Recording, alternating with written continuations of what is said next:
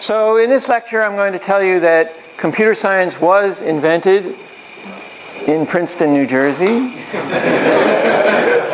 And I'll tell you what building it was invented in. And I'll offer you a tour of that building next week sometime. So, what you knew about Alan Turing? Well, he was born in 1912. In 1936, he solved the halting problem. Actually, he posed and solved the halting problem, which was an answer to an open question by Hilbert and others. And in the process, he invented the universal computing machine. And then in World War II, he decrypted the Enigma. And after World War II, he invented artificial intelligence and proposed the Turing test. And in 1954, he bit into a cyanide-coated apple. And you also know that there is a Turing Award, which is the highest award given in computer science. And there are all these winners of the Turing Award, and so on and so forth. So let's look a little bit at that history. David Hilbert was one of the greatest mathematicians of the turn of the 20th century. He, at that time, posed the famous Hilbert problems. And then towards around 1928, in the 1920s, he was interested in the question of whether you can do mathematics by turning the crank.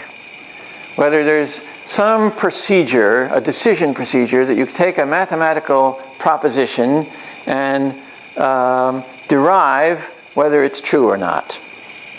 And there had been a lot of work in the formalization of mathematics by people such as Russell and Whitehead and many others between the 1880s and the 1920s. So it looked like maybe this is possible. Kurt Gödel, a young man in Vienna, showed that this is not possible. That in any system of logic sufficiently powerful to have, I don't know, multiplication, there are statements that are true but not provable. And therefore, you can't tell what's true just by seeing for which things you can derive proofs. But you still might wonder, for any provable thing, can we find the proof using some finite decision procedure? Max Newman was a professor at the University of Cambridge, and he had a smart student who had just finished a master's degree named Alan Turing, and he suggested to Turing that he look into the Hilbert decision procedure problem and Gödel's answer to one aspect of that problem and see what he could derive. And Turing thought about what it means to do computation and what it means to prove things. What are the operational things that a mathematician does while proving a theorem? And it basically comes down to shuffling paper around. And if you have a long sequence of paper, it might as well be linear rather than a three-dimensional office full of boxes. And so that's one model of the tape of a Turing machine. And another model of the tape of the Turing machine is that you have some really small alphabet, just 2 characters.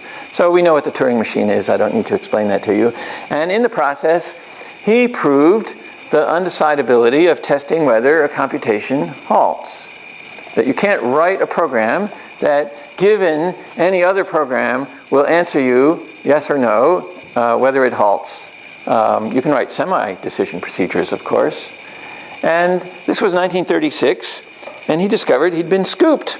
There was a professor at Princeton who had done that already for this obscure system called lambda calculus.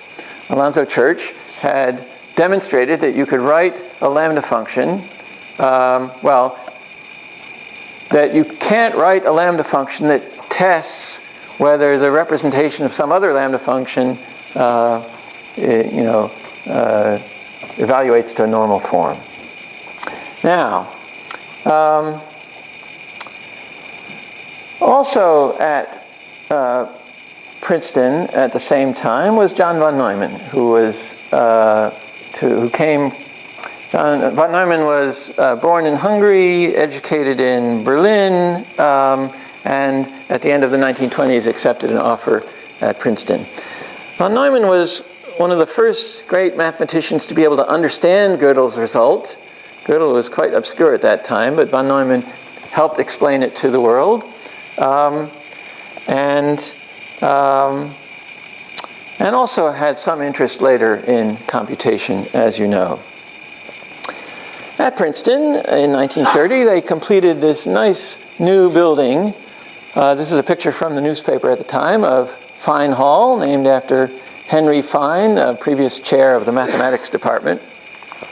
Beautiful building in which, starting in 1930, was the mathematics department and the Institute for Advanced Study.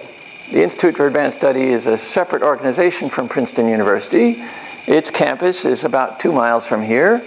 But in the 1930s, before that campus was completed, the university lent some space in the math department for a few of the mathematicians who were the first members of the Institute for Advanced Study, including, for example, Gödel and von Neumann.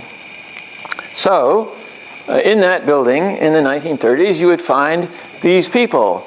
The great mathematicians Oswald Veblen, the chair of the mathematics department who hired some of these other people, Lefschetz, Alonzo Church, Gödel, von Neumann, and various obscure physicists.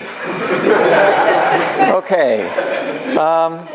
So Oswald Veblen was the chairman of the Princeton University Mathematics Department, and he was the first professor at the Institute for Advanced Study. His PhD students included Alonzo Church, and their students and their students' students included Turing Award winners such as Alan Perlis and other famous computer scientists, David Parnas, Zohar Mana, Jeanette Wing, Kai Lee, others. Veblen has more than 8,000 PhD descendants in the mathematics genealogy database.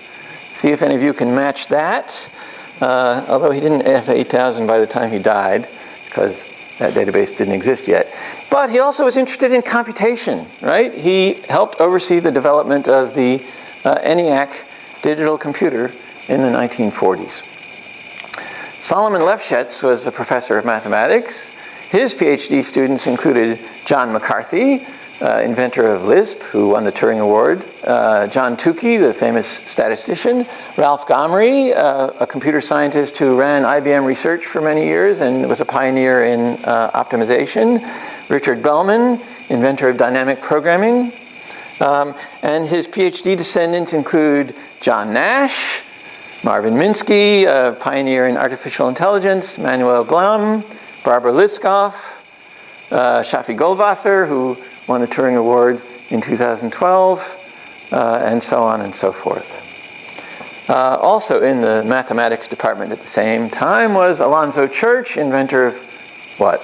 Lambda calculus, higher order logic, and his PhD students include Alan Turing, Henkin, Kleene. Whenever you use a regular expression, you're using Kleene and closure, right? Martin Davis, Rabin and Scott, who won the Turing Award in 1976. And his PhD descendants include other Turing Award winners such as Ed Clark, Alan Emerson, Les Valiant, and so on. Kurt Gödel was not in the math department. He was in the Institute for Advanced Study between the mid-1930s until around 1972 or so, when he died.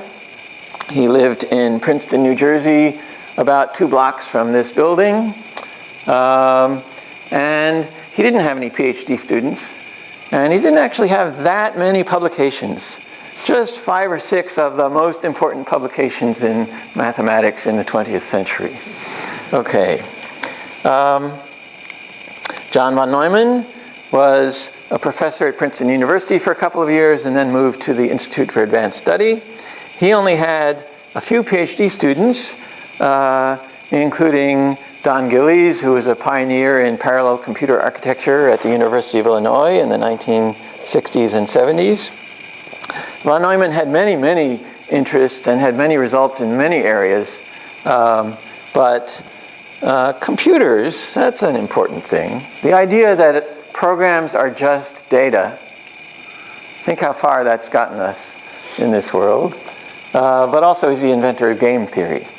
Okay, so in the first batch of Turing Award winners, here are the ones who are the PhD descendants of those mathematicians at Princeton in the 1930s. In the next batch, here are the Turing Award winners who are the PhD descendants of those mathematicians.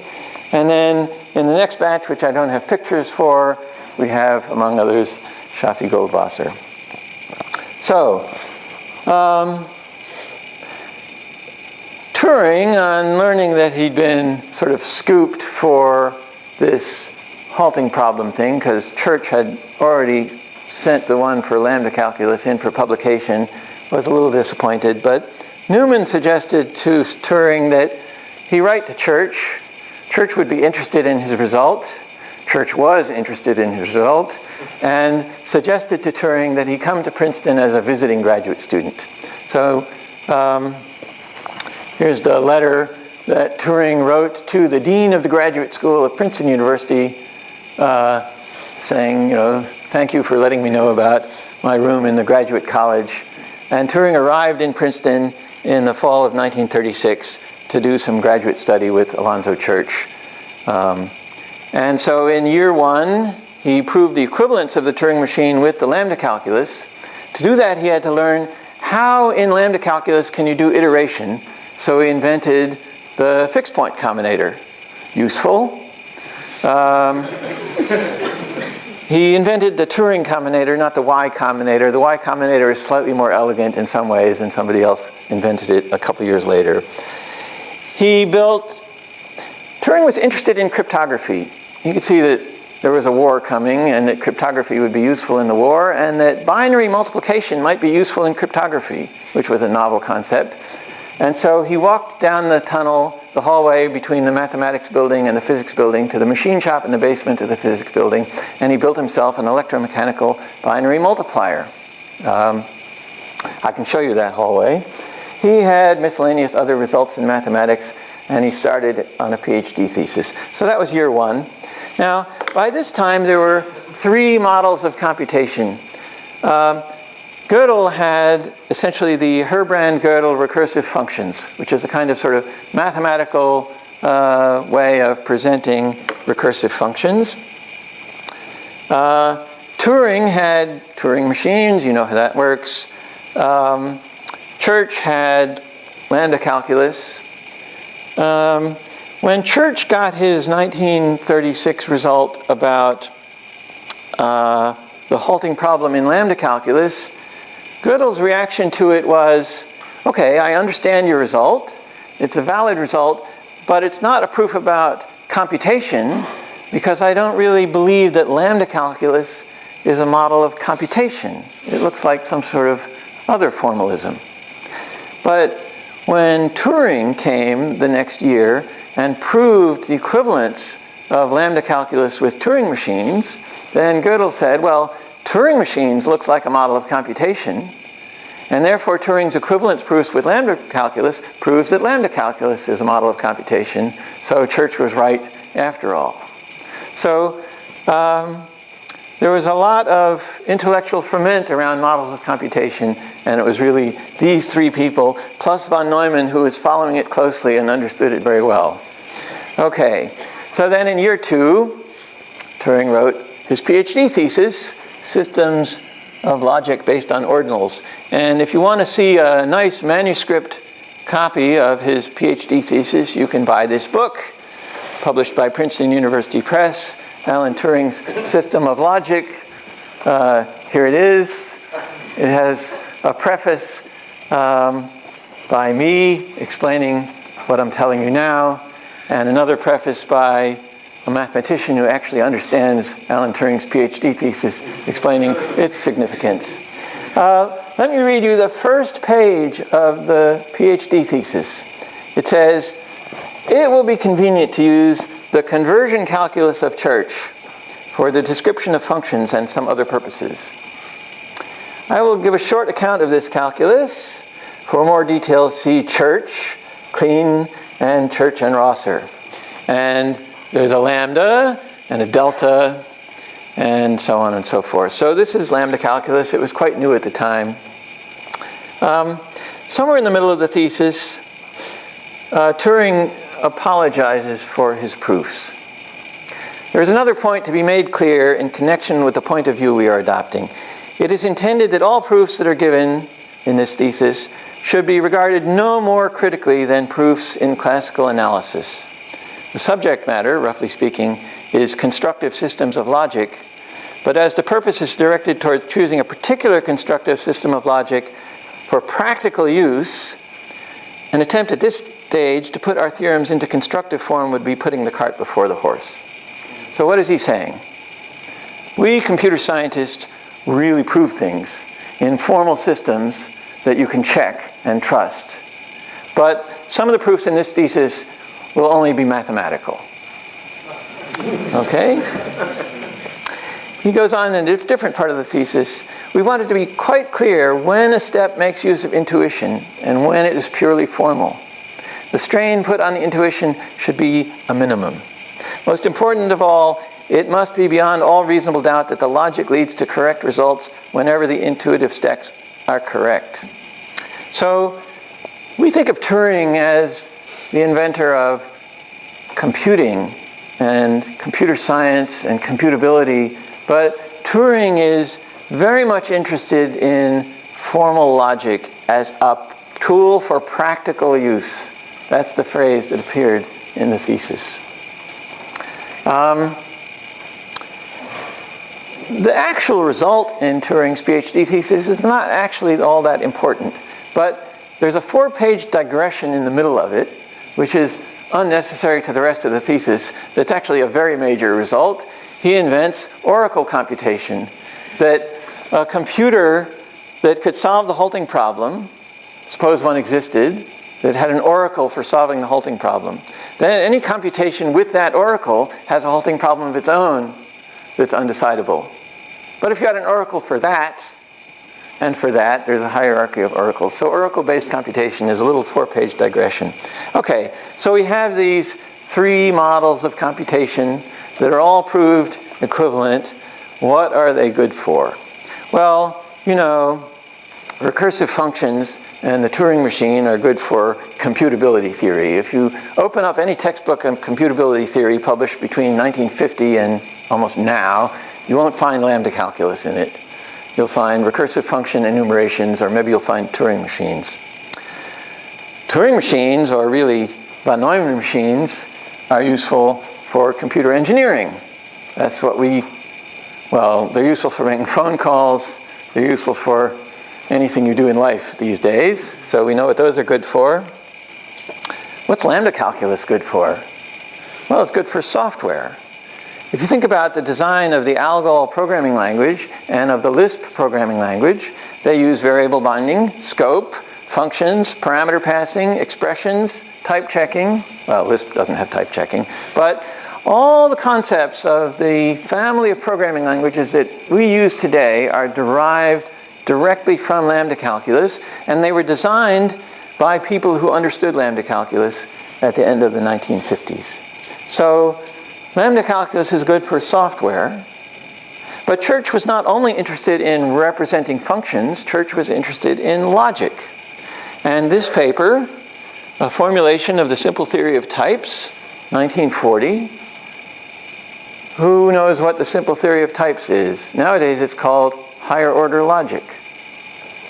Right? The logic used in Isabelle Hall or in HAL 4 or HAL Light or you name it is Church's simple theory of types, and the calculus of inductive constructions that logically used in Koch is sort of an enhancement of that family of logics.